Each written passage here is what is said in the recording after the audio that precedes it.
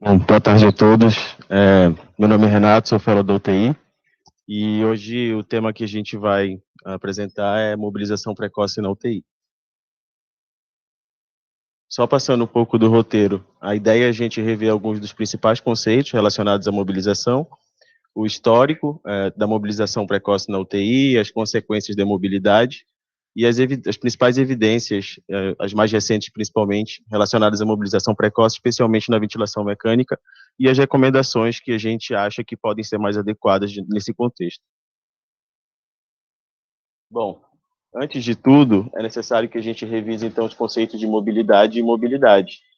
E, numa primeira análise, parece muito óbvio, muito simples dizer que mobilidade seria a qualidade ou estado de ser móvel.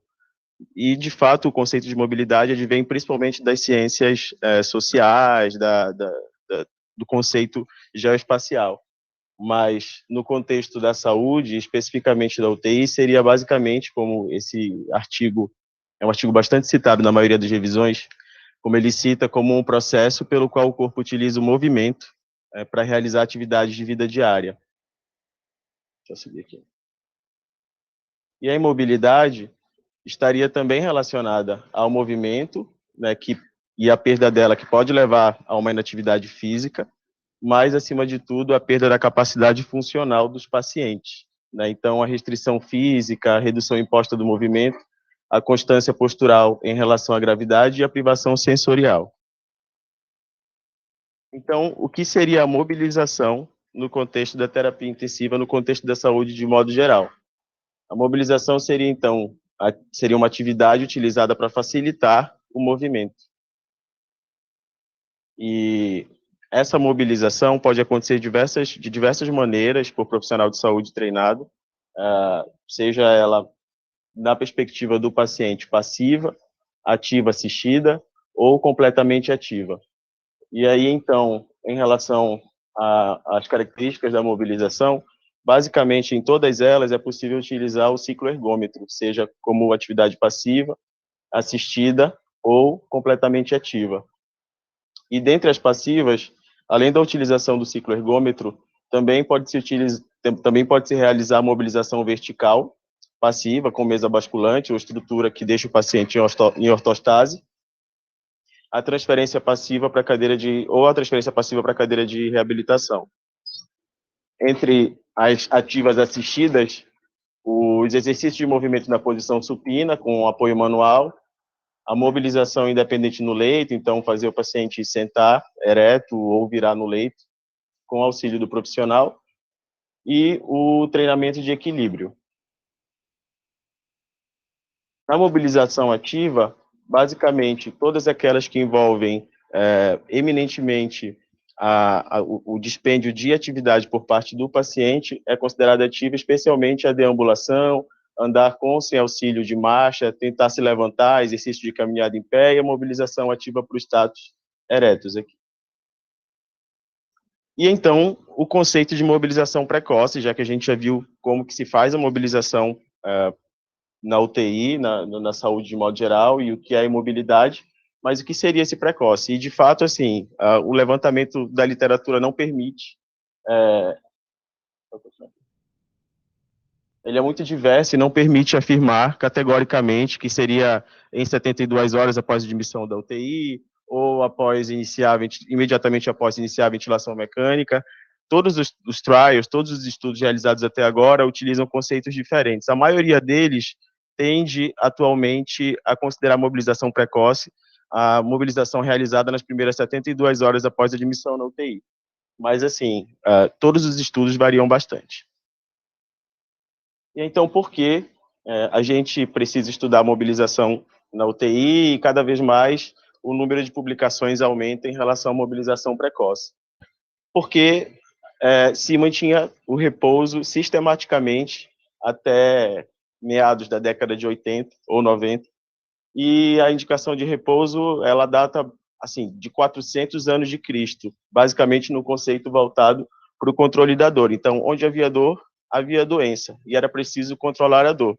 Então, na maioria das condições, controlando-se a mobilidade do paciente, deixando ele em restrição no leito, se otimizava o cuidado e, portanto, se considerava uma forma de tratamento até então.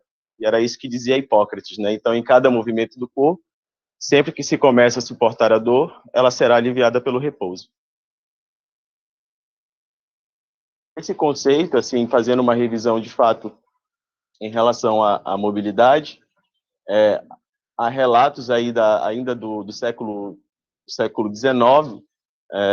Esse aqui, no caso, é um artigo publicado por um cirurgião britânico, que ele trata a dor e o repouso exatamente quase que como uma simbiose. Então, tratar a dor, e a dor é um fato, tendo o descanso como uma realidade. Então, para quase todas as patologias, segundo a descrição dele, era necessário manter o repouso. E é isso que foi a prática durante muitos anos. Então, historicamente, aqui quem trouxe bastante contribuição, de fato, foram as cirurgias ginecológicas. Nesse caso, esse artigo aqui que apresenta pacientes em pós-operatório de cirurgias ginecológicas começou a mobilizar alguns pacientes que antes faziam mobilização após alguns dias de pós-operatório em algumas horas, é assim relatado. E também realizar exercícios musculares. E o que foi observado é que os pacientes tendiam a desenvolver menos peritonite e principalmente constipação intestinal. Assim, lendo os artigos, parece meio uma coisa muito empírica em relação às hipóteses que eles levantavam para isso, então eu não vou entrar nesse mérito, mas já se começava a observar benefício da mobilização. Aqui também um artigo, né, de pacientes em pós-parto, publicado com 446 pacientes, em que as pacientes eram orientadas a se movimentar nas primeiras 24 horas e sentar nas primeiras 72 horas, e foi observado que os pacientes que tinham essa mobilização, que antes acontecia em 10 dias, que ela só atingiu a deambulação após 10 dias de mobilização, passaram a deambular em 6 dias. Então, houve uma redução do tempo necessário para a deambulação e uma melhora da recuperação dos pacientes. E nesse mesmo estudo, aí em 1927, nenhum paciente apresentou evento tromboembólico, que começou a chamar a atenção e ratificar uma hipótese que já tinha sido levantada, que relacionava a restrição no leito com os eventos tromboembólicos. Da mesma forma, esse outro artigo publicado no New England em 29 considerou a imobilidade como fator de risco relacionado aos eventos tromboembólicos, a TEP, e, assim, curiosamente, ele referia que isso estaria relacionado à estagnação de plaquetas com a trombose da via femoral sendo um fator preponderante para a ocorrência de eventos embólicos. Se a gente, então, fizer um levantamento durante a história, na maior parte das ciências, a guerra trouxe avanços, embora todas as catástrofes, enfim, tudo que é deplorável. E na medicina não foi diferente, nunca. E nesse caso da mobilização, a necessidade do retorno de soldados mais precocemente para o campo de batalha trouxe novos experimentos.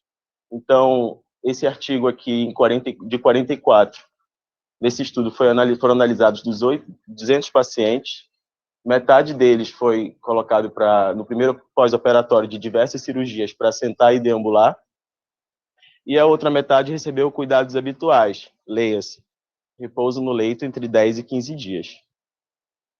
E o que se encontrou, na verdade, avaliando as complicações do grupo intervenção e controle, é que aqueles que deambulavam precocemente, no primeiro pós-operatório, tiveram menos eventos cardiovasculares ou locais, pulmonares, e nenhum deles foi TEP, do que os pacientes que mais tardiamente saíam do leito. Então, assim, na literatura, a partir daí, vários estudos menores foram desenvolvidos, e a restrição no leito, o repouso no leito, começou a ser considerado, assim, tem diversos artigos citando como sequela maligna, uma terapia perigosa que deve ser descontinuada assim que possível, e se chamou cada vez mais atenção para isso na pesquisa clínica. E aí a gente avança, então, para a década de 70, e aí a gente já tinha um conceito de UTI moderno, dos moldes que a gente tem hoje, né, com o desenvolvimento de ventiladores pulmonares, ventiladores mecânicos, otimização do uso de sedativos, ou talvez exagero do uso de sedativos, e de bloqueadores neuromusculares. E isso já permitiu, naquele momento, que se estudasse métodos alternativos para pacientes traqueostomizados, já que, até então, para boa parte das patologias, a traqueostomia precoce era preconizada. E, nesse caso, esse é um relato de caso, na verdade, de o desenvolvimento de um dispositivo, que na época era inovador, que era um dispositivo de bolsa autoinsuflável, acoplado ao oxigênio, né, um dispositivo de oxigênio móvel, né, em que o paciente era permitido ao paciente deambular com auxílio de 2 enfermeiros, era assim descrito, né, que a gente vê na foto um paciente traqueostomizado. E aí, em seguida, em 75, um outro pesquisador desenvolveu um equipamento para esses mesmos pacientes, né, que ele descrevia como um andador de rodas com um apoio de braço e um painel que era facilmente montado. Ele diz que parece pesado, mas já era na realidade altamente móvel e facilmente empregado, com uma excelente aceitação dos pacientes. E era esse o dispositivo. Assim, na minha visão, absolutamente nada fácil de ser montado ou de se mobilizar qualquer paciente nessas condições. Então, tudo isso nesse contexto de avanço da medicina, em que cada vez mais se empregava tecnologia, tentava se sedar mais os pacientes, os efeitos da mobilização precoce ainda não estavam muito claros, levaram à descrição do primeiro caso de uma paciente, né, com uma miopatia severa, excluídas outras causas, que ela tinha passado 8 dias em ventilação mecânica, utilizado altas doses de corticoide, hidrocortisona, sedada, e com o uso de altas doses também de bloqueador neuromuscular. Era uma paciente de 24 anos, asmática, que tinha fraqueza evidenciada nesse estudo, uma fraqueza muscular respiratória, porém com velocidade de condução nervosa normal, né, o que caracterizou nesse primeiro momento, o primeiro caso na literatura de miopatia associada ao doente crítico. E nesse mesmo estudo, o que chamou a atenção, como eu disse, excluindo todas as causas possíveis, é que essa diminuição funcional, diminuição da força, ela persistia por mais de 2 meses. Então, era algo que pela primeira vez tinha tido um acompanhamento pós alta de UTI.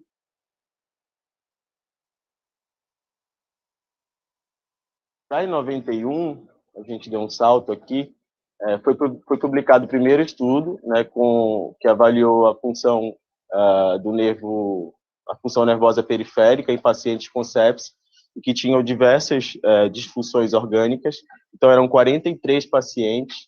Foi feito estudo eletrofisiológico para avaliação da função do nervo periférico, e 70% deles desenvolviam degeneração axonal primária das fibras motoras e sensoriais, uma polineuropatia também pela primeira vez apresentada em um RCT, e 30%, RCT não, esse era um estudo observacional, com 30% com dificuldade de desmame na ventilação mecânica. Esses pacientes também tinham fraqueza dos músculos dos membros e redução ou ausência dos reflexos tendinosos profundos. Desses, 53% dos pacientes sobreviveram, né, a taxa de sobrevivência da UTI era baixíssima, e 3 desenvolveram uma polineuropatia grave. Ele apresenta aqui, baseado na eletromiografia dos pacientes, uma correlação direta entre o número de dias de permanência na UTI dos pacientes com o índice de função nervosa, mostrando que há uma tendência, embora estatisticamente seja questionável, não tenha sido tão relevante, há uma tendência de que pacientes com maior tempo de permanência na UTI tenham uma diminuição no índice de função nervosa. E em 96, um estudo com 38 pacientes menores que 75 anos, sem fatores de risco prévio para polineuropatia, que tinham ventilação mecânica aí já prolongada por mais de 7 dias, também realizavam eletromiografia durante a ventilação mecânica, e foi evidenciado que esses pacientes tinham piores desfechos, piora nos desfechos durante a internação, e também piora nos scores prognósticos durante a internação na UTI. Aqui, como a gente pode observar, pela primeira vez foi notado que esses pacientes tendiam a ter um número, os pacientes que não tinham polineuropatia na UTI, eles tendiam a ficar um número menor de dias na ventilação e desenvolver um número maior de disfunções orgânicas. Esses pacientes também foram avaliados com relação ao desmame da ventilação, então o número de dias no ventilador foi maior nos pacientes que tinham polineuropatia do que aqueles que não tinham. Então, corroborando com a hipótese de que havia evidência de que uma polineuropatia associada à permanência do doente crítico, que não tinha relação com outras doenças, era progressivamente desenvolvida durante a internação na UTI. E então eu trouxe esse estudo que é bastante curioso, ele já é um estudo que eu não coloquei na linha do tempo porque ele já é de 2012, que avaliou 208 biópsias de músculos abdominais inspiratórios e expiratórios de pacientes internados em UTI, e ele comparou com 35 biópsias de pessoas saudáveis. Essas biópsias eram coletadas no pré-operatório de pacientes que faziam cirurgias eletivas e não tinham qualquer outra patologia prévia que pudesse dar alteração neuromuscular.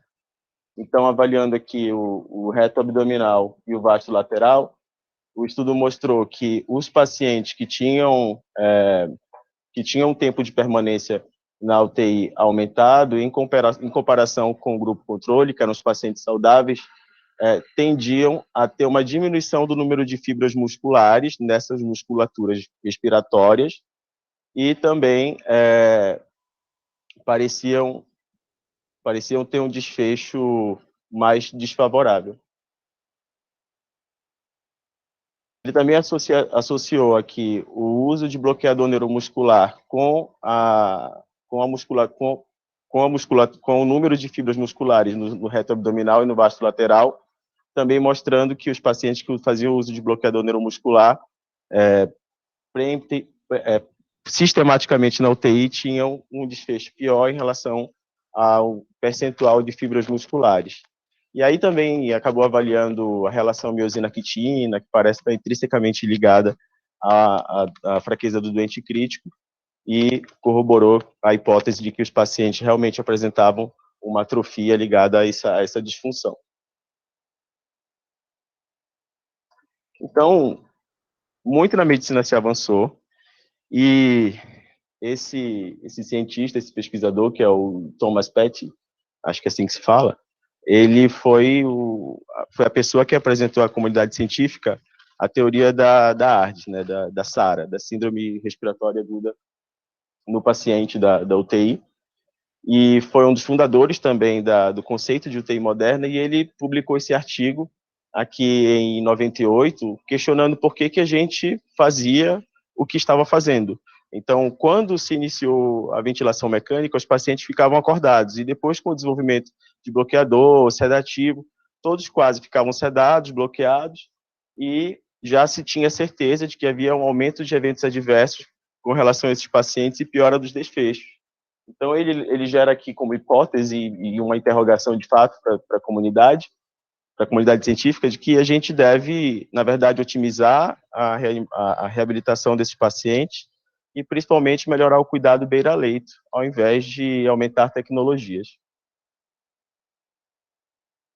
E, nesse sentido, a gente volta para o conceito de Hipócrates, né, que é algo que ele questiona, então, por que a gente dava o repouso inicialmente como terapia, mas também o mesmo Hipócrates fala que a falta de exercício físico é prejudicial à saúde, todo mundo sabe, e o esforço excessivo também é imprudente, né? Então, nesse caso, era Hipócrates e Galeno aqui na figura. A gente avança, então, para 99, em que nesse estudo foi realizada uma meta-análise, né, que agrupou 39 RCTs com mais de 5.000 pacientes. 24 dessas RCTs recomendavam, nessas RCTs, se recomendava o repouso após procedimento, e para nenhum desses procedimentos, dessas cirurgias, houve melhora significativa nos desfechos avaliados, e em outros estudos se mostrou piora. Então, assim, naquele momento, se avaliou, por exemplo, punção lombar, raquianestesia, o cateterismo cardíaco, e se avaliou de diversos desfechos, como cefaleia, vômito, basicamente eventos adversos nesses pacientes. Para a maioria deles, nesse caso, o repouso teve uma tendência aqui de uma direção de efeito positivo, mas são situações que a gente já sabia e que permanece, óbvio, recomendando um repouso relativo nos pacientes que estão cateterizados ou pós procedimento como punção lombar ou após anestesia. E os outros 15 estudos também avaliando o repouso como tratamento primário, então aí não mais condições cirúrgicas, mas sim condições clínicas, também não mostrou melhora significativa em nenhum deles, e em 9 deles os desfechos tenderam a ser piores. Então, a restrição no leito para condições como tuberculose, artrite reumatoide, ou mesmo para condições eminentemente osteomusculares como dorsalgia, também não mostrou um efeito benéfico do repouso no leito. Esse artigo é um artigo também bastante citado, que eu fiz questão de trazer para resumir o que se sabia até então na literatura com relação ao repouso no leito, em que se avalia aqui os potenciais benefícios, que são muito mais benefícios também empíricos, muito pouco avaliados, porque parece até meio óbvio, então não tem muito registro na literatura desses benefícios. Então, não é de todo mal manter o paciente no leito, mas a gente passou a ter mais atenção. E, nesse caso, o repouso no leito foi considerado benéfico para conservar recursos metabólicos para a utilização na recuperação do doente, reduzir o consumo de oxigênio, reduzir a necessidade de ventilação, reduzir a FO2, melhorar o fluxo sanguíneo para o sistema nervoso central, reduzir o risco de quedas, afinal, dependendo da condição, a deambulação pode ser perigosa, e reduzir o estresse miocárdico, além de evitar dor, lesões, mas também tem os riscos que já eram conhecidos, né? Então, atrofia e fraqueza muscular esquelética, principalmente a fraqueza adquirida na UTI, que eu vou pincelar alguns conceitos daqui a pouco. As contraturas articulares, doença tromboembólica, há uma associação com resistência à insulina, e disfunção microvascular, inflamação sistêmica, atelectasia e lesões por pressão. Aí, então, falando especificamente dos distúrbios neuromusculares no paciente crítico, como a gente viu, já havia diversos relatos na literatura desses eventos, mas até então diversas literaturas usavam conceitos diferentes de miopatia, de uma síndrome miopática do doente crítico, polineuropatia, um misto de diferenciais síndromes aqui com nomes diversos. E aí então se decidiu unificar o conceito do desenvolvimento de uma síndrome mais abrangente, que é a fraqueza adquirida na UTI, né, a fraqueza associada ao paciente crítico, em que teria-se dois aspectos, um espectro, basicamente, de miopatia e um espectro de polineuropatia do doente crítico, né? Então, com alteração no potencial de ação nervoso e alteração muscular, com ativação inflamatória exacerbada e atrofia muscular. O diagnóstico, passando rapidamente por isso, da fraqueza adquirida na UTI, e eu vou citar isso porque a maioria dos estudos inicialmente passou a avaliar, até a partir de então, a fraqueza adquirida na UTI como desfecho primário, e começou a ganhar mais evidência, mais importância a partir da conceituação. Então, idealmente, para se diagnosticar, deve-se quantificar a força muscular. A dificuldade para diagnosticar a fraqueza adquirida na UTI por conta da maioria dos pacientes estarem sedados, inconscientes ou em delírio, o que torna o diagnóstico clínico mais difícil, já que realização de biópsia, eletroneuromiografia é caro, a maioria das vezes experimental, e não tem como se aplicar na prática clínica. A técnica volitiva mais usada passou a ser, na maioria dos estudos, o MRC.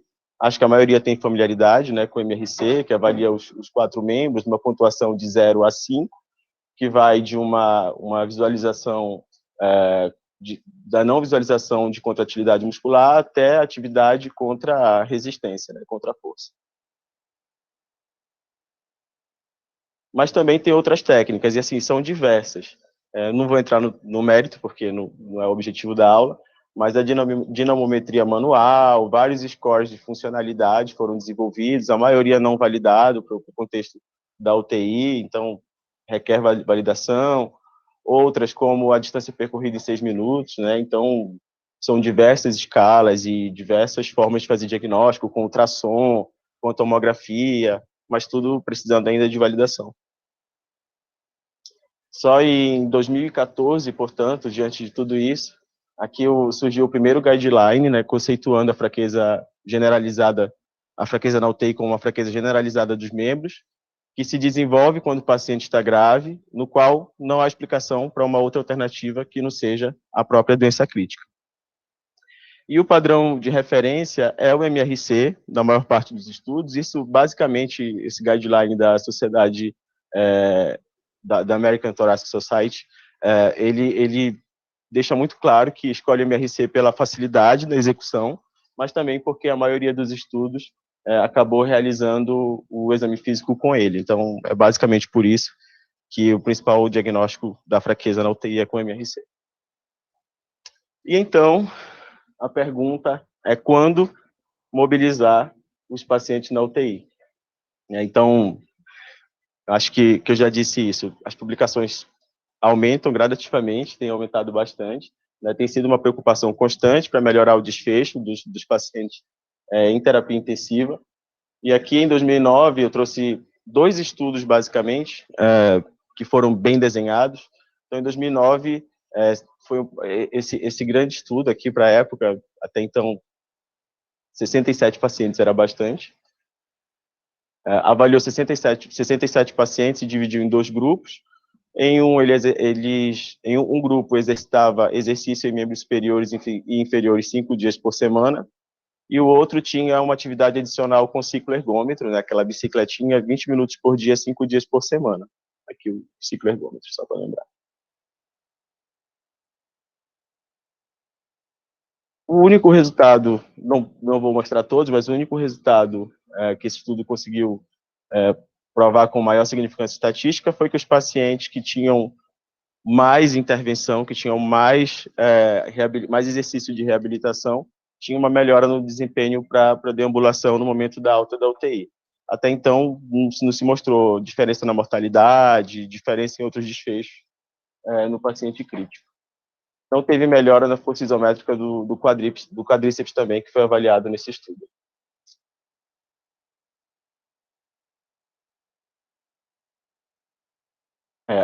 Então, aqui essa outra RCT, até então não tinha sido demonstrado os benefícios, curiosamente, de fisioterapeuta na UTI, foi o racional desse estudo, né, que avaliou a atividade de fisioterapeutas. Eu fiz questão de trazer exatamente por isso, né, porque a gente acha que é tão óbvio a presença de um profissional tão importante como fisioterapeuta ou mesmo TO na UTI, mas as evidências e as recomendações não parecem ser tão antigas, mas há benefício e já há benefício comprovado de fato na literatura. Então, foi um RCT com 330 pacientes, que dividiu os pacientes em 2 grupos, um com cuidado usual, que não foi descrito, e que no exterior, na maioria das vezes, a mobilização é praticada por profissionais de enfermagem.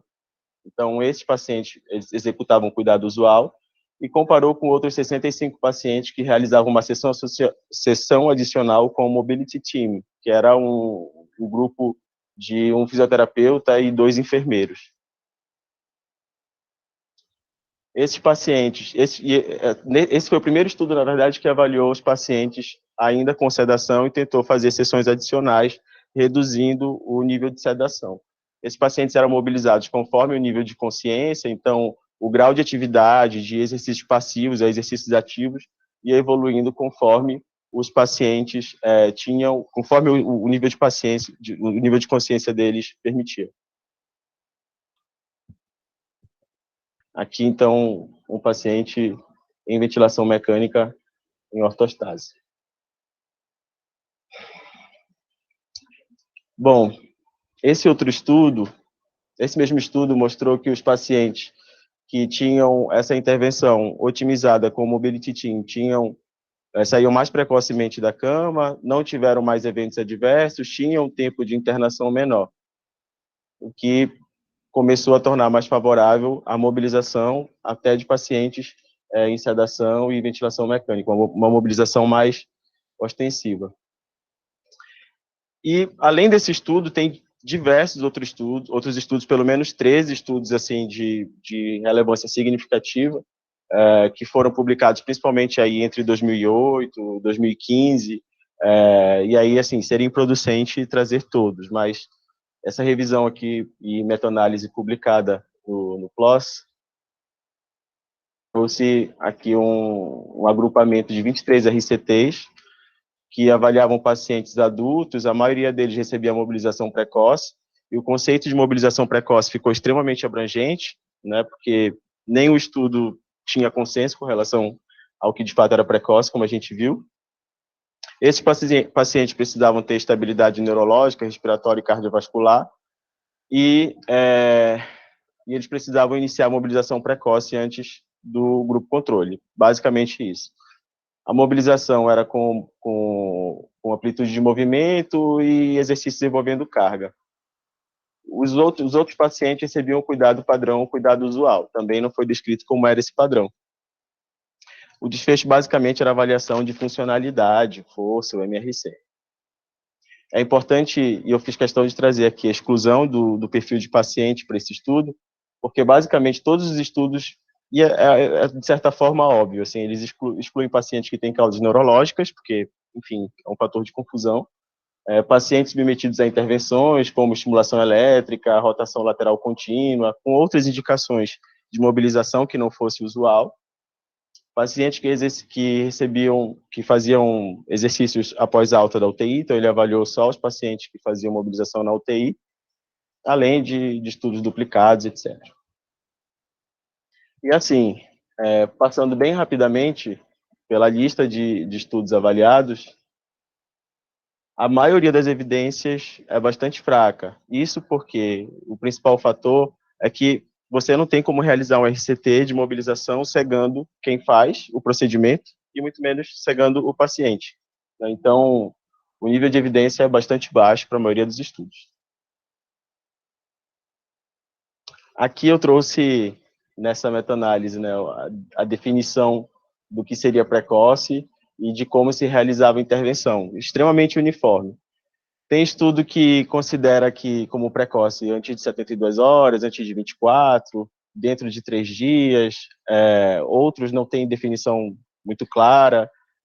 No grupo intervenção também, aqueles que faziam mobilização precoce, alguns eram só o ciclo ergômetro, outros exercícios motores, outro exercício guiado, é tudo muito confuso. Mas, assim, o que ele trouxe, de fato, de relevante é que nesse forest plot aqui, a gente pode ver que, juntando os 4 principais estudos até então avaliados, há uma tendência à diminuição, de fato, à ocorrência de fraqueza adquirida na UTI nos pacientes que fazem mobilização precoce. Assim como há uma tendência de os pacientes que mobilizam precocemente terem mais dias livres da ventilação em UTI. A taxa de eventos adversos em pacientes que mobilizam precocemente mostrou-se levemente favorável à intervenção de pacientes precocemente, mas, assim, estatisticamente ali com P de 0,195, então não era possível afirmar categoricamente que trazia benefícios e não tinha tantos eventos adversos significativos. Nessa meta-análise, brevemente, não se conseguiu evidenciar estatisticamente diminuição na mortalidade em 28 dias, diminuição geral na UTI da mortalidade, ou mesmo a diminuição da mortalidade hospitalar baseado na intervenção precoce. Eu trouxe essa outra meta-análise aqui, publicada na Intensive Care, que avaliou especificamente a mortalidade. E, assim, avaliando a mortalidade, não houve aqui também significância estatística até então, para os pacientes mobilizarem precocemente. Mas, assim,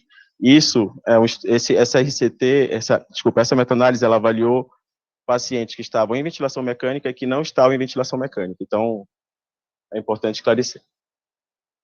E aí, então, algo que angustia bastante a gente é quando e como mobilizar os pacientes em ventilação mecânica. Talvez seja um dos maiores desafios, porque, em geral, são os pacientes que estão mais graves e têm mais riscos de evento adverso, etc. E aí, então, esse estudo, em 2009, avaliou exatamente pacientes sedados, maiores que 18 anos na UTI. A equipe fazia uma triagem diária desses pacientes, a equipe do estudo. Esses pacientes precisavam estar em ventilação mecânica por pelo menos 72 horas, devia ser esperado que eles continuassem em ventilação por mais de 24 horas. No grupo que realizou a mobilização precoce, desde o momento da randomização, era feito fisioterapia 7 dias por semana, e antes disso era feito um stop de sedação para poder iniciar, e esse procedimento era interrompido se o paciente tivesse com alguma contraindicação, né, instabilidade respiratória, hemodinâmica, etc. O outro grupo recebia o cuidado padrão, que era conforme a equipe assistente, não era descrito como que esses pacientes recebiam a intervenção, porque eles preferiram ter um distanciamento para não intervir no grupo controle. Bom, e o que foi encontrado, então, nesse estudo? Em relação a delírio, há uma tendência à diminuição de delírio nos pacientes que estão em ventilação mecânica e que recebem mobilização precoce. O número de dias com delírio também tende a ser menor. A fraqueza adquirida na UTI, embora estatisticamente não tenha sido significante, também tende a ser menor nos pacientes que recebem mobilização precoce em ventilação mecânica. Os dias livres de ventilador também parecem ser menores, mas nesse caso não teve significância estatística. O tempo de intubação para aqueles que... o tempo da intubação para a realização da primeira sessão de fisioterapia foi diferente, de fato, entre os grupos. Então, o grupo controle realizava com 7 dias e o grupo intervenção com 1,5 dias. E houve uma diferença também na reabilitação dos pacientes com relação a maior distância percorrida na reabilitação. Então, o tempo de intubação também foi menor, o tempo necessário para deambulação, para ortostase também mostrou benefício para aqueles que recebiam mobilização precoce. O estudo, curiosamente, também tinha como um dos desfechos avaliar a realização de atividades de vida diária. Então, aqui a proporção de pacientes que estavam realizando atividade de vida diária dos que sofreram mobilização precoce tendia a ser melhor. Então, aqui tem comer, respirar, se vestir, etc. Esses pacientes tendiam a ter uma reabilitação mais favorável. Além disso, a probabilidade do retorno à independência funcional se mostrou maior nos pacientes ventilados que recebiam mobilização precoce, mas também sem uma significância estatística relevante. A Cochrane publicou também uma meta-análise, basicamente com os mesmos estudos, mas selecionou aqui, foi possível, de acordo com os critérios em análise, selecionar RCTs de 2 países, foi Austrália e Estados Unidos, né? Então, avaliou se adultos admitidos em UTI que estavam em ventilação mecânica e recebiam exercício ativo no grupo intervenção, ou ambos, iniciados antes do grupo controle, comparando com os cuidados habituais. Na UTI, o desfecho primário avaliado era a função física e a ocorrência de eventos adversos. Não houve, estatisticamente, redução comprovada de mortalidade na UTI ou de mortalidade hospitalar. No entanto, assim, o estudo que a gente apresentou anteriormente foi o único até então que mostrou benefício com relação ao retorno do status de independência funcional dos pacientes. Além disso, mostrou que havia uma diminuição do tempo de intubação, tempo de ventilação mecânica dos pacientes. Já havia aqui também, um dos estudos acabou mostrando, essa daqui é uma escala de avaliação de bem-estar, que avalia dimensões físicas, de dor, funcional, percepção geral da saúde, vitalidade. E aqui, em relação à funcionalidade física, também, em geral, não se encontrou benefício estatístico, mas há relato de melhora na funcionalidade em mais de um estudo. Também não conseguiu mostrar redução do número de dias de pacientes em delírio, não ficou estatisticamente significante. Trouxe aqui outra meta-análise publicada que avaliou também sistematicamente pacientes em ventilação mecânica, e nesse caso, essa meta-análise não avaliou apenas pacientes em ventilação mecânica invasiva. Ela abrangeu aí um número maior de pacientes, e por isso também um número maior de estudos, porque passou a considerar também a VNI. Então, não sei de que forma isso agregaria clinicamente, porque acredito que são perfis diferentes, né, de paciente para se avaliar.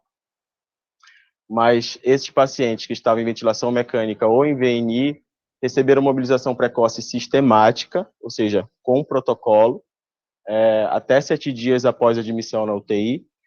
E esse estudo também, assim, essa meta-análise também considerou abordagem neurocognitiva, fonoaudiologia, diversas outras terapias que, assim, eu procurei no suplemento qual era o sentido disso, mas de fato não encontrei uma resposta para considerar, né, mobilização precoce com fonoaudiologia, assim, diretamente.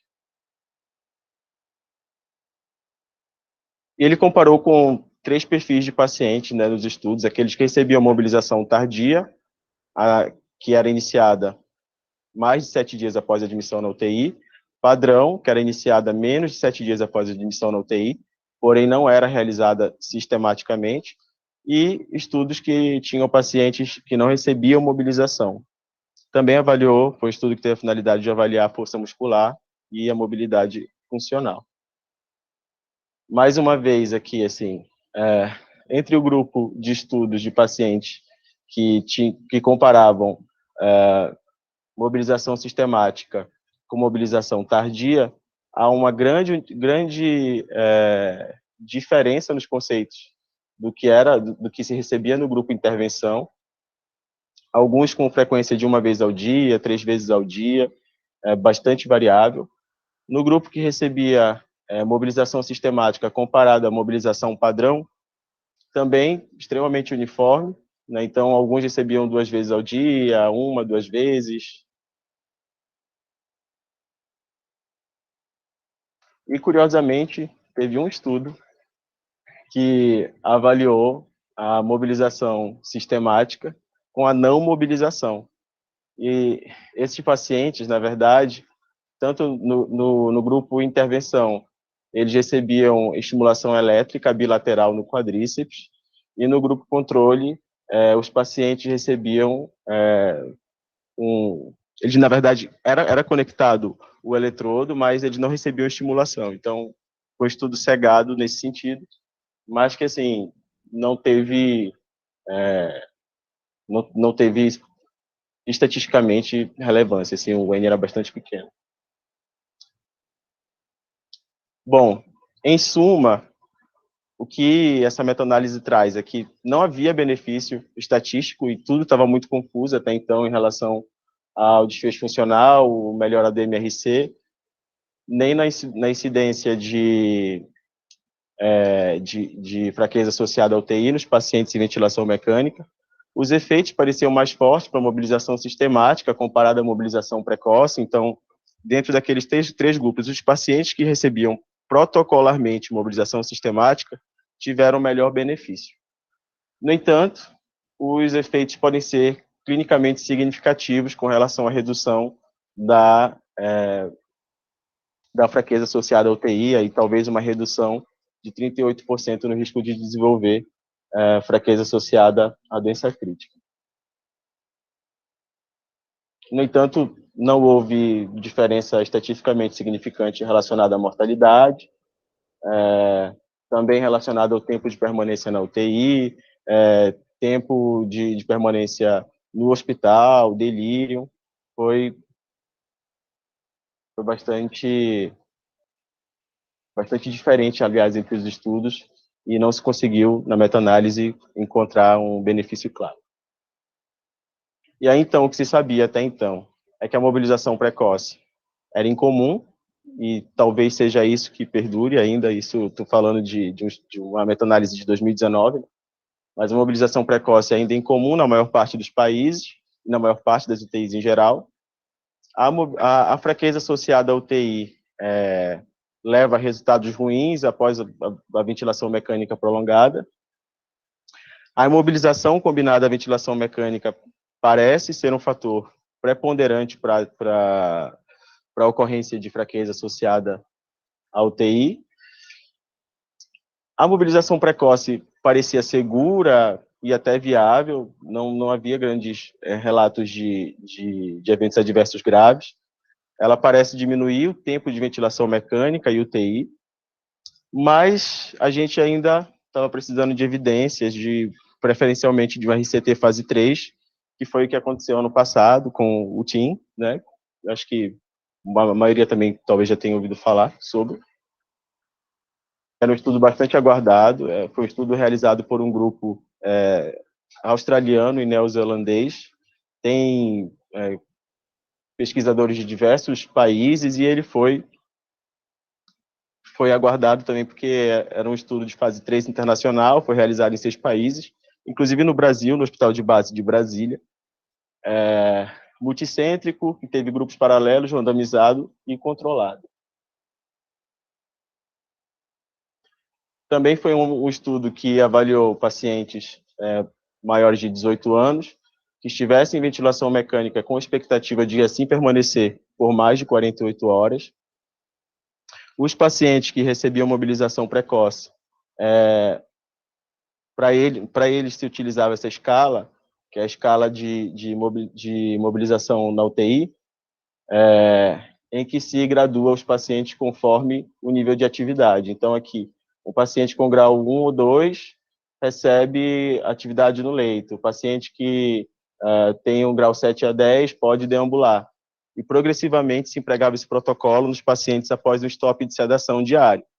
Não foi determinado como era realizado esse stop, o que parece é que era muito mais uma relação entre o grupo que realizava a intervenção e a equipe médica que estava na UTI. E esses pacientes passaram a ter mobilização precoce desde o momento da randomização até 28 dias ou até o momento de alta da UTI. Era necessário que esses pacientes tivessem estabilidade cardiovascular, então que não tivesse taquicardia, bradicardia, alteração de lactato, ausência de bradicardia que necessitasse de suporte farmacológico, não tivesse qualquer indicação para ECMO, por exemplo. Eles foram bastante explícitos e nada restritos em relação à estabilidade cardiovascular, assim como na respiratória, basicamente paciente que estivesse com parâmetros baixos de ventilação mecânica. Então, uma FiO2 menor que 60%, PIP menor que, aqui, desculpa, é 10, é 16, mas é 10, tá? PIP menor que 10, e não tivesse com indicação de utilização de óxido nítrico, prona, bloqueador neuromuscular, etc. No grupo controle, os pacientes recebiam cuidados usuais. Então, também não se entrou no mérito do que eram os cuidados usuais nessas UTIs, mas eram os cuidados padrões já estabelecidos anteriormente e que não eram empregados pelo grupo do estudo. Os desfechos avaliados foram, como desfecho primário, o número de dias vivo fora do hospital em 180 dias, e como desfecho secundário, mortalidade, número de dias livres da ventilação, dias fora da UTI. e a ocorrência de eventos adversos graves, como quedas, parada cardiorrespiratória, FA de alta resposta, saturação de O2 menor que 80% sustentada, então ele considerou maior que 3 minutos, ou um evento como extubação, perda de acesso venoso central. E os resultados, então, mostraram que dos 371 pacientes do grupo que recebia mobilização precoce, comparado àqueles 370 que recebiam cuidado usual, houve uma diferença em relação ao número de minutos de mobilização ativa, então eles realmente recebiam uma intensidade maior com relação à mobilização. A maioria dos pacientes que estavam com IMS mais alto, ou seja, com uma funcionalidade maior, estavam também no grupo de mobilização precoce. E, no entanto, a mediana dos pacientes a mediana dos pacientes e o IMS aqui, que é aquela escala que a gente apresentou, parecia ser semelhante. Os pacientes que recebiam, aqui comparando os pacientes que recebiam mobilização precoce com aqueles que recebiam cuidado usual, parecem, com o tempo, ter uma melhora com relação à funcionalidade de fato. Né? Então, aqui a gente vê essa barrinha aqui de 3, 4, né, que seria uma funcionalidade maior, mais amarela, do que nos pacientes com controle usual, com intervenção usual, com mobilização usual. Essa foto aqui eu tirei do suplemento, né? É uma imagem, eu não sei para parte de vocês, mas para mim especialmente, ficava até então assim, nossa, bastante animado, como assim, deambular paciente em ventilação mecânica? E, assim, tem diversas imagens no suplemento e o estudo é bastante bonito, assim, é bem desenhado, bem legal.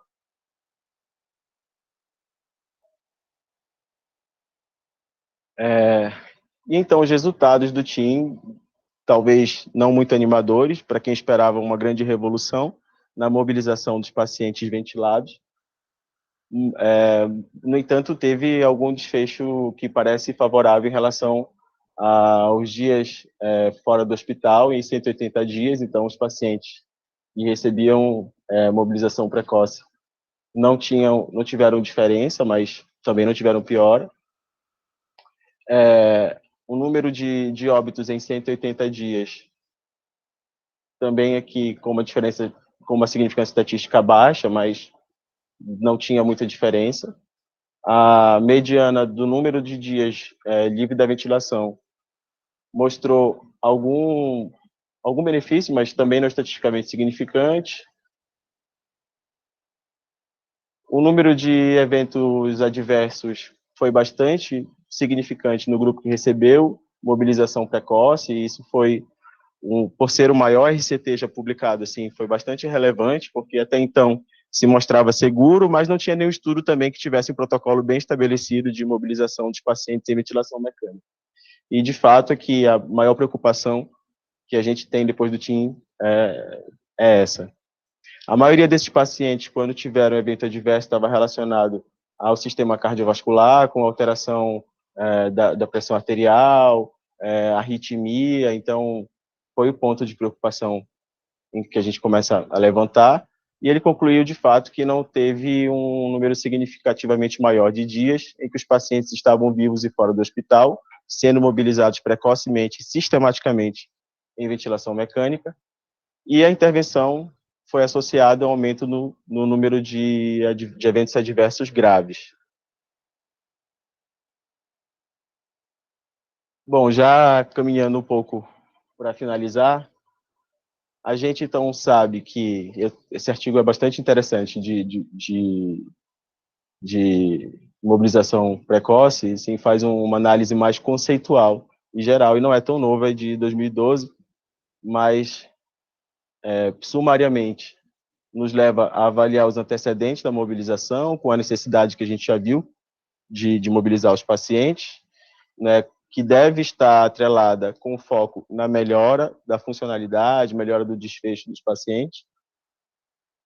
Os atributos da mobilização devem incluir atividades diversas, e aí ela defende assim que se faça de fato mobilização com atividades motoras, mas também neurocognitivas, como a gente já viu em alguns estudos, deve ser guiada, objetivo guiada, deve se objetivar o máximo possível de gasto de energia do paciente, realizada por uma equipe interdisciplinar treinada, e também deve-se ter em vista os benefícios físicos e psicológicos dos pacientes, né, levando, então, a uma consequência esperada, né, positiva de evitar ou reduzir os eventos adversos, né, e diminuir os riscos associados. Bom, falei demais, mas, então, baseado em tudo isso, né, quando, na prática, que a gente deve mobilizar os pacientes? E tem diversos guidelines com recomendações que diferem muito pouco, né? Esse aqui é um dos mais interessantes, que é o PADES, que é que junta diversas sociedades da Europa, Estados Unidos e da Austrália, de terapia intensiva, tanto médica quanto de enfermagem e de fisioterapia, europeu, e tem um brasileiro também, que foi lançado em 2019, pela Associação Médica Brasileira. Mas eu fiz questão de trazer essa revisão sistemática dos guidelines, porque, de fato, eles diferem muito pouco com relação às recomendações. Olhando de maneira mais abrangente, o que se deve evitar, basicamente, eventos cardiovasculares e respiratórios, e não se deve iniciar mobilização precoce nos pacientes em caso de instabilidade. E aí os parâmetros variam muito pouco, né? Então, em relação às recomendações de segurança, com relação a critérios neurológicos, leve em conta que o nível de consciência dos pacientes, eles devem estar com RAIS -3 a +2, -2 a +2, devem abrir os olhos, isso varia bastante. Se eles deve-se levar em consideração a cooperação e o delírio, né? Então, responsabilidade verbal aos comandos, e outras contraindicações aqui, por exemplo, um aumento um aumento da pressão intracraniana também seria um fator para se evitar a mobilização precoce. Em relação às recomendações cardiovasculares, bom, evitar aqui taquicardia, evitar bradicardia. Alguns estudos citam, alguns guidelines colocam entre 40 e 130, menor que 120, entre 60 e 130 batimentos por minuto, mas não tem muita diferença também em relação à avaliação do ritmo cardíaco. O paciente não tem que estar em arritmia, a pressão tem de estar normal, então a maioria recomenda entre uma pressão média de 60 a 100, 60 a 110. O uso de drogas vasoativas não parece ser uma contraindicação para a maior parte dos pacientes em mobilização em ventilação mecânica. No entanto, é recomendado que eles estejam em baixas doses. Assim, a maioria recomenda que seja menos para noradrenalina, principalmente, menor que 0,01. Então, é basicamente o que a gente já faz na prática clínica, não tem grandes novidades. E, óbvio, pacientes que tenham isquemia miocárdica recente também deve se mobilizar com mais cautela, ou mesmo tardar o início da mobilização.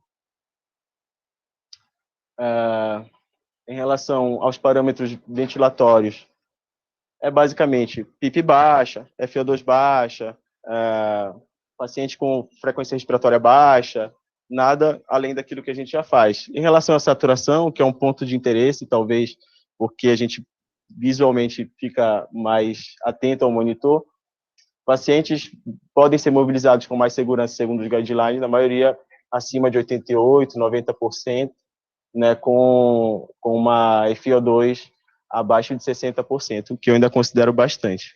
60% para mobilizar um paciente, tentar chegar a um exercício com uma atividade mais extenuante, acho muito.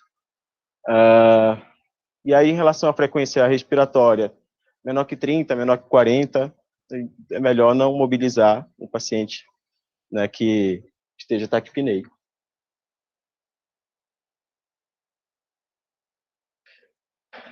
Bom, e aí uma preocupação grande em relação à mobilização de pacientes ventilados, principalmente, se faz com relação à via aérea e o uso de acessos venosos, né? Então, o que a maioria recomenda é que se assegure de que a via aérea está garantida antes do procedimento, de que não há risco de extubação, não há risco de ter nenhum incidente. Mas também aqui a recomendação de guideline que diz que intubação endotraqueal e traqueostomia não é uma indicação, uma contraindicação à mobilização, mas deve se avaliar mais minuciosamente sua indicação nesses casos. E aí tem recomendações diversas, né, que vão da temperatura, então o paciente com uma temperatura entre 36 a 38,5, paciente com menor que 38 graus Celsius de temperatura, que também é o que a gente faz. Eu acho muito improvável alguém tentar estressar um paciente que esteja ou hipotérmico ou com febre. Então, é a razoabilidade, né? Controlar a dor, então evitar paciente que não esteja, evitar mobilizar paciente que não esteja com dor controlada, não estar com sangramento ativo e não tenha outras comorbidades complexas que possam levar a um risco de morte nas próximas 48, 72 horas. Bom, agora está acabando, de verdade. Aqui, esse é um dos últimos slides. Diversos guidelines, há de fato, como a gente viu, algo que aponte para o benefício da mobilização precoce, e a nossa prática clínica, baseada nos guidelines, parece, na maior parte das vezes, naquelas UTIs que dispõem de profissional, especialmente profissional de fisioterapia, terapia ocupacional e de enfermagem treinados, parece ser a prática assertiva. Eu acho muito difícil uma UTI nessas condições não praticar basicamente o que está aqui nesse fluxograma essa daqui é a Sociedade Europeia, né, de medicina intensiva. Acho muito difícil a gente não praticar basicamente o que está aqui. Então, as recomendações deles são de que se reveja o histórico médico do paciente, se não há nenhuma contraindicação médica, a mobilização. Então, os rounds multiprofissionais que a gente faz, as discussões corroboram bastante para isso, com fisioterapia e enfermagem principalmente. Deve-se avaliar, então, a estabilidade cardiovascular e respiratória. Se houver alguma dúvida com relação ao risco de eventos adversos, deve-se, mesmo que o paciente esteja estável, é importante que a equipe discuta a indicação da mobilização e qual o grau de atividade que esse paciente vai receber. Se não tiver nenhum outro fator de contraindicação, e aqui eles recomendam, por exemplo, que o paciente esteja com HB maior que 7, não esteja com plaquetas menor que 20.000, desculpa, passou. Não esteja com febre, todos aqueles parâmetros que a gente já falou, né, se ele tiver também, além da parte respiratória e cardiovascular estável e não tiver nenhuma outra contraindicação, deve-se considerar realizar a mobilização o quanto antes, né, e interromper essa mobilização se o paciente tiver algum sinal de instabilidade. E qual o nível, então, de exercício que eu devo dar a esse paciente? Aquele mesmo estudo lá de 2009, aquela RCT que começou a mobilizar os pacientes em ventilação mecânica, elaborou uma escala que é, resumidamente, isso que está na tela, né, e ela foi um pouco aperfeiçoada aí pela Sociedade Europeia e que considera que a mobilização de pacientes sem o nível de consciência, que não estejam vigis, até aqueles que estejam com um nível 4 aqui de consciência, considerando-se a possibilidade de intervenção progressiva conforme o nível de interação e de consciência desses pacientes permite. Então, óbvio, um paciente que está em ventilação mecânica, sedado, exercícios passivos é o mais recomendado, e se for permitido que o paciente tenha um desmame de sedação, fique mais superficializado, exercícios de estresse, exercícios com carga também podem até ser realizados. E aí, progredindo para aqueles que em que a condição clínica, a estabilidade respiratória, hemodinâmica, permite já um grau de treinamento e de reabilitação com investimento mais agressivo, por assim dizer, que permita até a deambulação. Resumindo, a mobilização precoce parece segura, mas desde que realizada com bom senso, né? Então, é um ponto ainda de questionamento, não parece que o Teams respondeu a tudo. Deve ser realizada por equipe multiprofissional treinada e parece reduzir o tempo de permanência, o tempo de internação do paciente. É importante se atentar aqui ao bom senso, né, que a gente deve mobilizar os pacientes conforme as condições dele permitem. Essa mobilização, isso os estudos mostraram, deve ser sistemática e protocolada. Então, a equipe deve ter treinamento específico, deve ser, de fato, interdisciplinar e deve ter protocolo para realizar a mobilização precoce. O TIM respondeu algumas dúvidas, mas não respondeu outras e talvez tenha frustrado boa parte da comunidade que esperava mais da mobilização em pacientes ventilados, talvez, né? E é isso, o que é certo e o que é errado, acho que a gente está nesse caminho, não tem feito nada muito diferente do que as recomendações das sociedades têm apresentado, ou mesmo que as evidências tenham mostrado. Acredito que a gente precisa estudar mais ainda a mobilização, talvez outros trials aí ajudem a elucidar melhor os benefícios ou os malefícios, né, no caso da ocorrência de eventos adversos nos pacientes, especialmente naqueles em ventilação mecânica. É isso. Obrigado.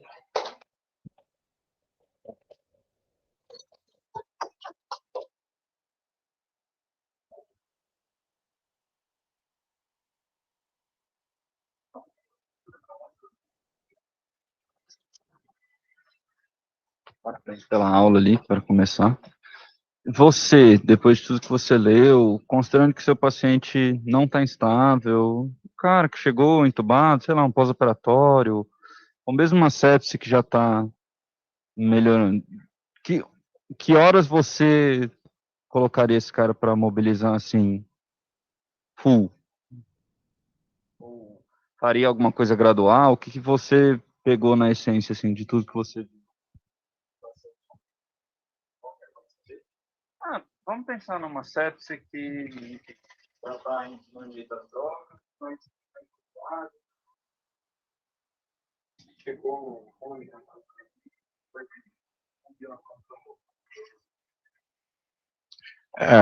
Como é que você faz? É uma decisão nossa. Como você acha que eu acho que é exatamente uma decisão que passa por nós, mas que essencialmente ela precisa ser compartilhada com a equipe, porque, por exemplo, nesse contexto de um paciente séptico que é admitido na UTI, que está sem droga vasoativa ou com baixas doses de drogas, fora da ventilação mecânica, não vejo, claro que podem ter outros fatores contribuindo, não vejo necessidade de tentar estressar esse paciente de imediato, nas primeiras 24, 48 horas, né, tentar fazer exercícios extenuantes ou até o máximo que ele tolere. A mobilização desse perfil de paciente parece ser bastante segura, né, dos pacientes que não estão ventilados, então a intervenção da equipe de enfermagem, da fisioterapia e da TO, de imediato, acho que deve ser iniciada, mas também não deve ser uma preocupação constante colocar o paciente para deambular, se for principalmente o paciente clínico, tá? E aí a diferença também entre o paciente cirúrgico e o paciente clínico, aí tem o protocolo ERAS, né, que tem outras recomendações.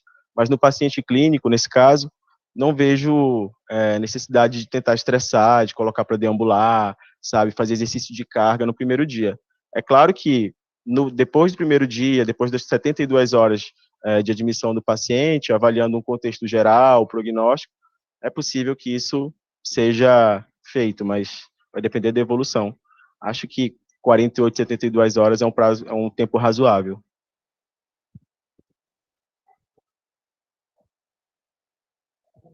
Queria tirar uma dúvida, assim, na prática, tirando sinais vitais, aqueles que você vai olhar na hora, que contraindicariam você mobilizar, o que você entende que seria uma contraindicação a mobilizar o paciente pelo diagnóstico, assim, sei lá.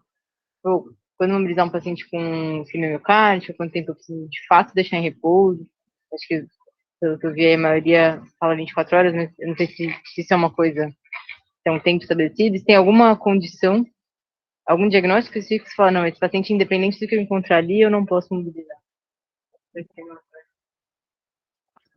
Eu acho que são duas perguntas em uma. Uma, em relação às contraindicações, e eu mostrei uma meta-análise lá de 5.000 pacientes, no final dos anos 90, né? Comparando a mobilização precoce em pacientes clínicos e pacientes cirúrgicos, e, de fato, condições como a paciente pós-punção licórica ou pós-punção para cateterismo, não parece a mobilização precoce parece ter aumentado nessas condições o risco de eventos adversos, como, por exemplo, o que fez cateterismo, sangramento. E isso, por isso que a gente mantém o repouso de pelo menos 6 horas, 12 horas do paciente que foi cateterizado, em geral, na maioria dos UTIs, assim que se faz. Assim como a síndrome de cefaleia pós-RAC, é uma possibilidade, é uma contraindicação, né, a mobilização precoce, né, nessas condições. Então, tem condições e que a literatura mostra que é indicado manter algum repouso, mas, em geral, elas são mais restritas. Então, também, a maioria restrita ao sistema nervoso central é bastante relativo. Agora, em relação a outras condições, não vejo... Eu acho que é o bom senso mesmo, assim, sabe? Paciente com uma angina estável ou um infarto sem supra que está ali pendurado no tridil, eles deixam o paciente não pode sair do leito até ele ser angioplastado, por exemplo. Eu não sei se isso é baseado em alguma coisa, sabe? Ou aquele paciente que está aguardando revasque por uma angina instável, que é complexo, não foi para revascularizar via hemodinâmica e vai para revasque cirúrgica. Aí eu vi lá, ficou 5 dias esperando e não pode sair do leito, assim. Isso é a conduta que eles fazem lá. Não sei se isso é baseado em alguma coisa. Ou mais ou menos, algumas situações. Só talvez, Renata, eu não sei se a resposta para a pergunta da Paula e da KT passe pelos pacientes excluídos dos estudos. Se você lembrar, tinha condições que excluíam além dos sinais vitais, enfim. Bom, eram basicamente essas, assim. Paciente que tinha realizado algum procedimento como esse que eu citei, precocemente, então já era contraindicado de imediato a mobilização. Outras condições nos estudos não foram apresentadas, assim. E, na verdade, em relação a esses pacientes da cardio, tem estudo fazendo essa avaliação, mas eles são bastante pequenos, então, não, de fato, em relação à mobilização específica e o desfecho relacionado a isso, não tem uma evidência forte na estudos específicos.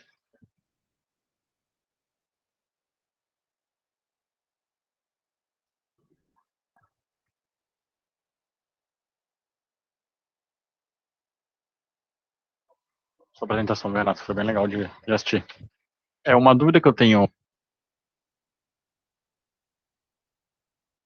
real. De consideração,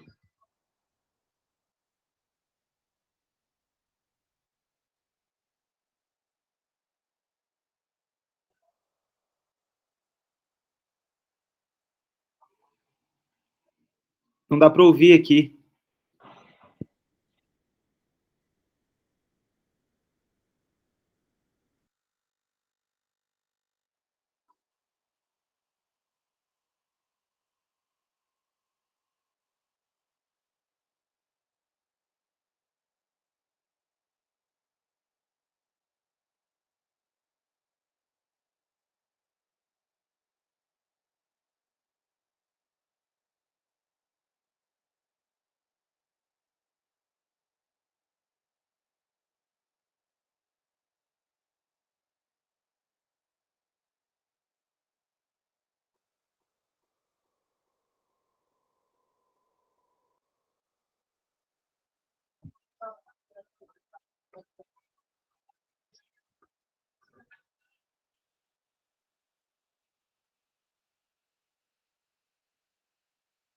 Você escuta, Gabriel? Agora sim. Bem-vindo. Então, assim, a grande questão que eu fico na dúvida é se a média de internação ali dos pacientes, na maior parte dos vezes, é de 5 a 10 dias, porque o que a gente tem de publicação daqueles estudos menores, e o que qualquer tem bastante que sai nesse sentido, é de que você faz uma terapia mais agressiva de mobilização precoce, esses pacientes talvez tenham um desfecho melhor na saída da UTI e na alta do hospital, com força e funcionalidade. Os estudos que tentam ver, talvez, mortalidade, isso não muda muito. E aí, acho que a maior parte dos pacientes que internam na UTI, eles ficam 5 a 10 dias. E se você for ver um paciente que fica 5 a 10 dias, o quanto que isso vai ser uma grande diferença para mudar a mortalidade dele, sabe? O quanto que a gente vai achar isso como uma grande diferença. Talvez se a gente fosse pegar uma subpopulação de pacientes, e sempre vem nessa ideia de, não é a nossa população, talvez em outra população, mas se você fosse pegar aqueles pacientes, por exemplo, do Covid grave, que ficaram internados 30 dias, 40 dias, será que uma análise de uma população que seja mais grave, que tenha recebido bloqueador neuromuscular, será que nesse paciente, assim que possível, uma mobilização precoce, isso não faz mais diferença de funcionalidade a longo prazo? Se a gente for pegar alguém que fica 5 dias, talvez realmente falar tanto faz é muito forte, mas talvez não faça uma grande diferença. E talvez até o paciente que ainda não foi revascularizado, embora seja muito chato você ficar 5 dias no leito, é uma briga até que a gente nem entra muito nos trials, porque no final das contas, 5 dias não vai mudar ele muito funcionalmente e talvez o risco não vale o benefício. Até no TIM, quando o paciente tinha a ordem ficar no leito, ele não era randomizado. E talvez esse paciente da UCO, ele já não foi randomizado. Porque é um negócio que às vezes para um paciente que ele fica pouco tempo no UTI, isso não vai fazer muita diferença, sabe? Então talvez, acho que querer estudar tipo no TIM uma sobrevida com mobilização precoce me parece muito audacioso, sabe? Então, talvez isso faça sentido sim, com funcionalidade, talvez até mesmo sobrevida e infecção naqueles pacientes que foram atropelados. Na grande média, acho que não. Né? Na grande maioria, que vai ficar 5 dias, talvez ele tenha um pouquinho mais de força no hand grip, ou um pouquinho menos, mas a longo prazo isso não faz tanta diferença.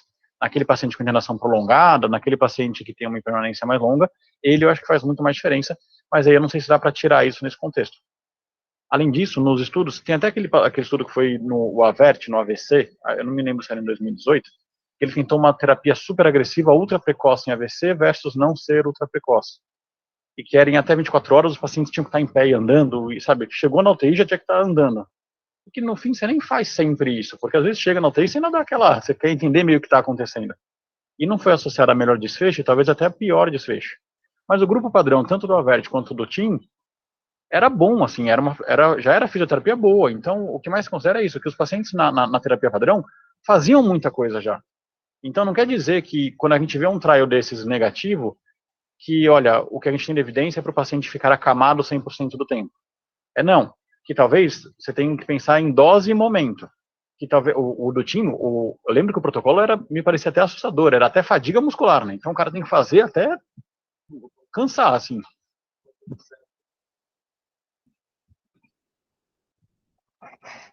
E assim, se você parar para avaliar isso, só está no suplemento mesmo do TIM, as contraindicações da mobilização é praticamente tudo e bem mais até do que a gente já contraindica para mobilizar um doente, né, num perfil de UTI geral, né, e que não faria sentido, de fato, nesse perfil de paciente, tentar intensificar a fisioterapia, a mobilização, é um paciente que está grave, né, que está instável.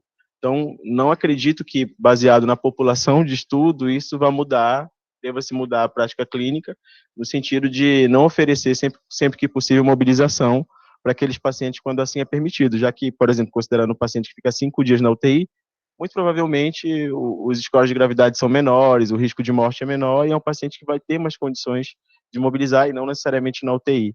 Acho que o grande ponto de preocupação é nos pacientes que têm um tempo de ventilação mecânica prolongado, né, e que, portanto, recebem bloqueador, sedação, a restrição é bem maior, e que tendem a ter um score de gravidade maior, doenças mais graves, e que, portanto, desenvolvem mais frequentemente fraqueza associada à UTI.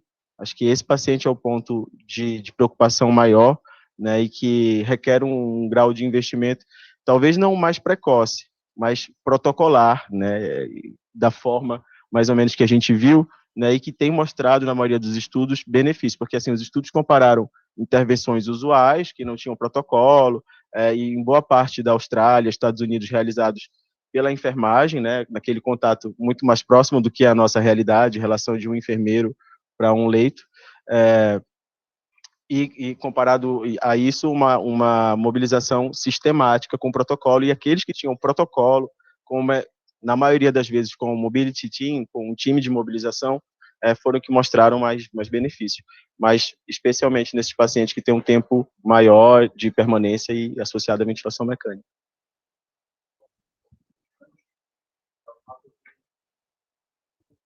Da questão da prona.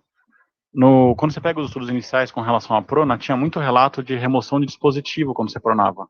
Muito mais remoção de tubo, muito mais remoção de catéter. E a gente passou aí por uma pandemia que, no final das contas, qualquer um que passava na porta pronava o doente, e foi muito raro, assim, né, a gente ver deslocamento de dispositivo. Então, eu acho que tem um processo de aprendizado, porque no próprio time ele teve mais eventos adversos. Hipertensão, queda de saturação. Eu não sei nem o quanto que isso foi clinicamente relevante, assim.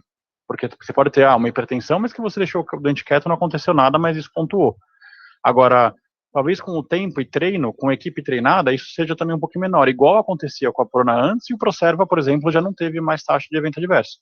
Então é possível que, realmente, principalmente os estudos que eles são neutros, eles não falam contra, talvez, a mobilização, mas talvez que você aplicar para todos os pacientes, inclusive aquele que fica menos tempo, ou talvez, se você tem uma equipe não tão treinada, talvez isso tenha mais intercorrências. Pacientes que tenham uma internação mais prolongada e ao longo do treinamento da equipe, isso seja um pouquinho mais natural e um pouquinho menos maléfico. E aí uma dúvida que sempre me aparece, em todo plantão aparece, eu queria saber a opinião de vocês. O paciente chegou, trombose e TEP. Ele tá com aquela perna meio inchadinha. Aí alguém fala assim, posso mobilizar? Ou tiro do leito? A TVP. Aí você escuta desde sim, sem problema, até não, nem a pau, até dar umas 24 horas de anticoagulação e vamos fazer. E aí, o que vocês fazem, ou o que isso é bem, desculpa o termo de filho da puta, pra mim.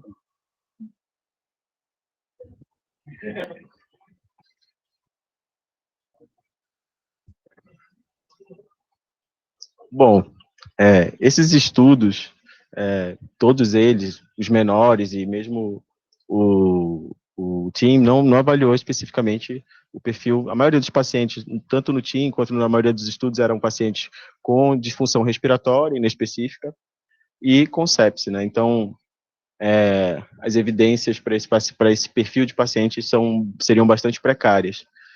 Mas considerando as evidências, os guidelines, né, vai depender, de fato, do status hemodinâmico e respiratório do paciente, né? O tipo de exercício oferecido para ele e quando mobilizar, acho que nas primeiras 48 horas, 72 horas, não há evidência de que vai mudar desfecho para um perfil de um paciente que está estável, que está com boa saturação, que tem frequência cardíaca inalterada, no caso do paciente com TEP. No entanto, embora não seja, embora não vá mudar, a gente deve aí objetivar dentro de 48, 72 horas iniciar a mobilização. Nesse perfil ao tempo que iniciou a anticoagulação, né, a gente consegue clarear mais as coisas e talvez até recomendar a deambulação. Dentro de 48 horas, 72 horas eu recomendaria até deambulação ou sedestação, vai depender mesmo do status do paciente, se não houver contraindicação.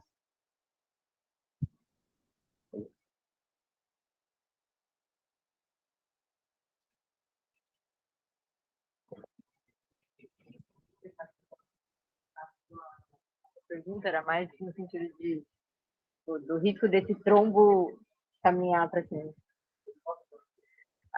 Acho que não passar por essa dúvida, não, mas acho que várias vezes já também tem a situação de que a pessoa pergunta, não, mas pode mesmo? Tipo, acho que não é uma dúvida que eu ativamente tenho, porque para mim, eu acho que, eu não sei, não me faz tanto sentido quanto você falar que você não pode usar. Não, mas tipo, faz tanto sentido você falar que você não pode fazer isso quanto falar que você não pode botar uma meia de compressão um cara que tem uma TVP, porque aí vai empurrar pra cima.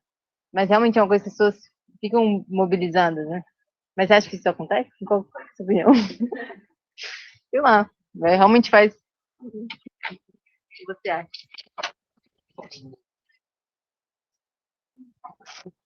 ou não. O que me embasa para falar pode imobilizar é o fato de que, embora alguns desses estudos, isso era considerado um resting bed, sabe, tipo, não pode, a critério do especialista, mas lembrar que aquele paciente que ele tem uma TVP ou um TEP, que ele seja baixo risco, ou seja, ele tem, não importa o tamanho da TVP, olha, a perna está super inchada, mas se ele cai no critério de um TEP de baixo risco, esse paciente está em casa. Então, esse paciente começa a anticoagulação e o tratamento é em casa. E a orientação não passa por tratamento em casa com ficar deitado na sua cama pelas primeiras 24 horas. E isso é independente do tamanho do trombo ou do quanto isso assusta. Então, por isso que a mobilização para mim faz sentido, porque esse cara vai para casa com essas orientações e ponto. O argumento, às vezes, de quem deixa é, olha, mas o paciente que já fez a embolia, ele tem menos reserva. Então, talvez uma nova embolia seja pior. Mas se fosse uma coisa recorrente, com um trombo, quando você caminha, sobe, acho que todos os pacientes teriam que ficar mobilizados, né? E isso não é o que a gente recomenda em geral. Esse cara vai para casa, independente do tamanho da TVP, independente se mal distal a perna inteira, ou se é um TEP já. Né? Então, por isso, daí parte a minha justificativa para, olha, pode mobilizar, tudo bem.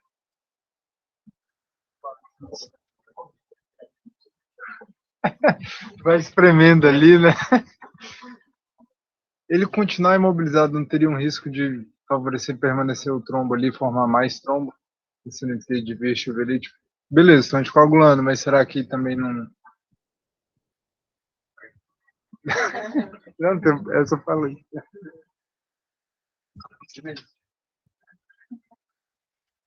Só fiquei...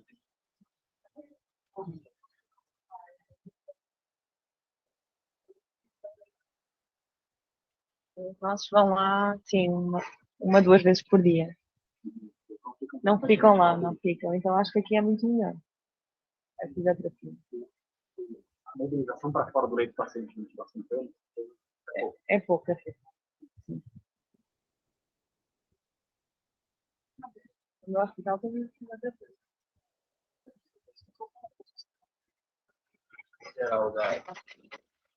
Assim, eu não estudei especificamente isso, mas tem uma grande diferença, assim, em todos os estudos em relação àquilo que a gente tem na nossa realidade aqui do HC ou do Brasil, com relação à abordagem da fisioterapia, a permanência da fisioterapeuta na UTI, né, comparado ao restante das UTIs.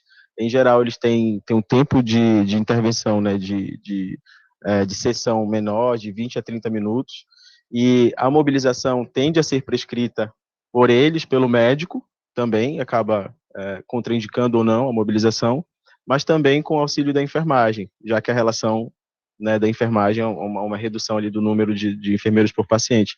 Então, a equipe acaba se envolvendo talvez mais na mobilização, mas o fisioterapeuta, ele está um pouco menos no centro desse cuidado da mobilização e um pouco mais a enfermagem comparado à nossa realidade.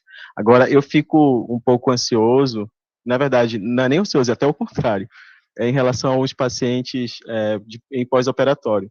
Um dia desses eu estava de plantão em outro hospital e uma paciente chegou, tinha acabado de chegar da RPA, tinha feito uma segmentectomia pulmonar e estava estável, era ambiente e tudo mais, tinha sido uma cirurgia sem intercorrências, mas a enfermagem de imediato olhou para mim e a fisioterapeuta já pode mobilizar? Isso era 2 da manhã. Já pode mobilizar? Já pode andar? Eu disse, calma.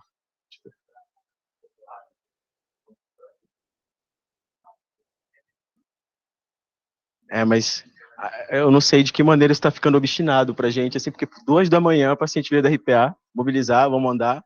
Sério, acho que tem que ter essa calma, assim, eu acho que tira um pouco como lição isso, do bom senso, eu falei bastante, mas também para entender, às vezes, o timing do paciente, né? A gente precisa, às vezes, nem examinou, de fato, o paciente, viu se ele tem condições para indicar ou não mobilização. Acho que a gente precisa dar esse tempo.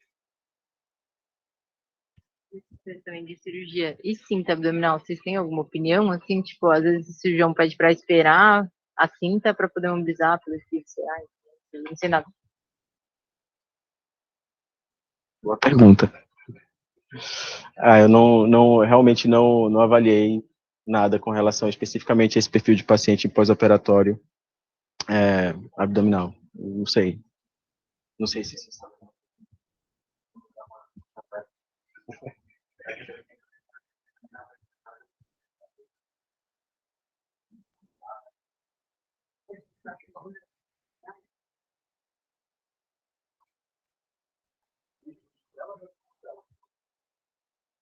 Assistindo Faustão.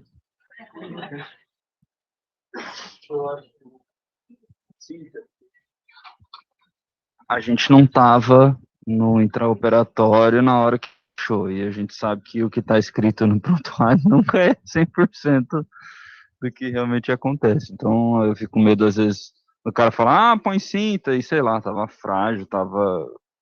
E aí, ele tá expressando uma preocupação dele de que pode ter deiscência, e a gente vai contrariar isso, eu fico meio receoso, eu geralmente espero ter a cinta. Na vida, assim.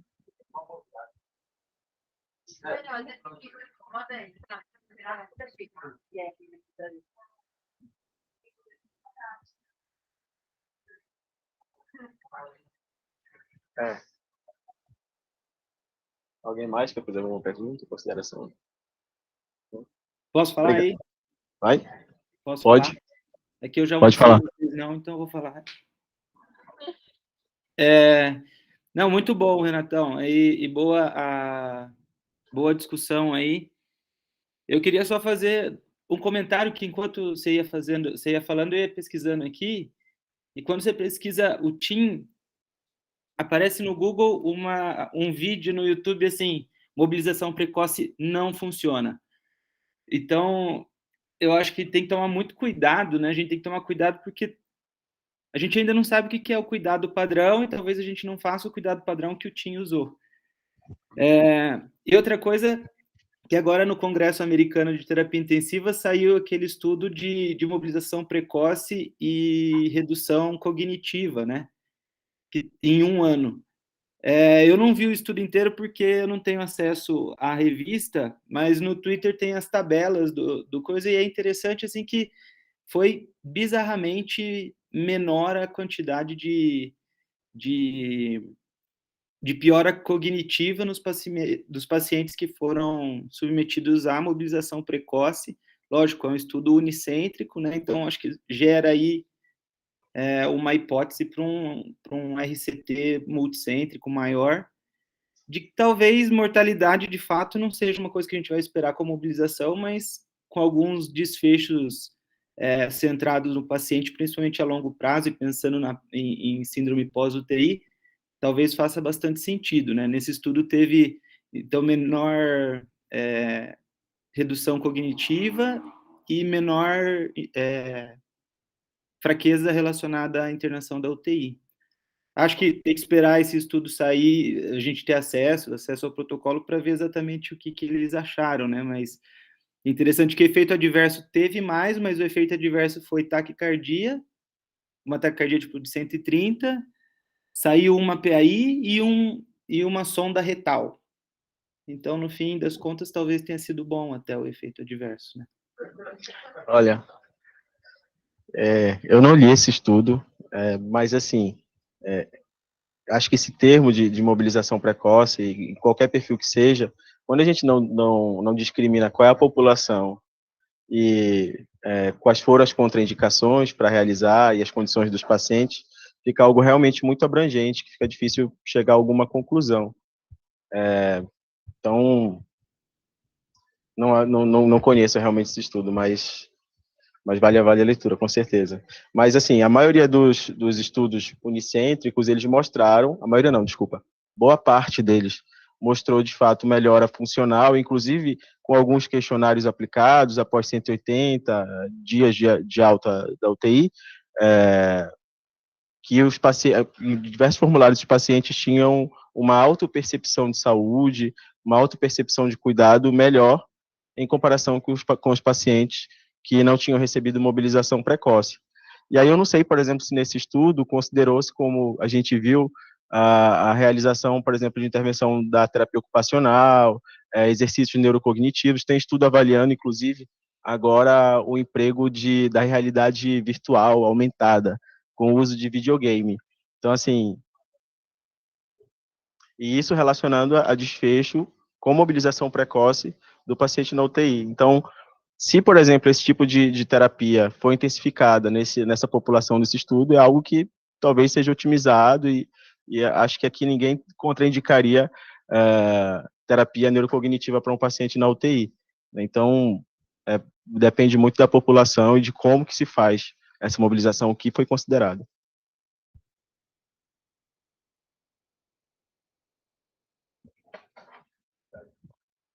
Parabéns.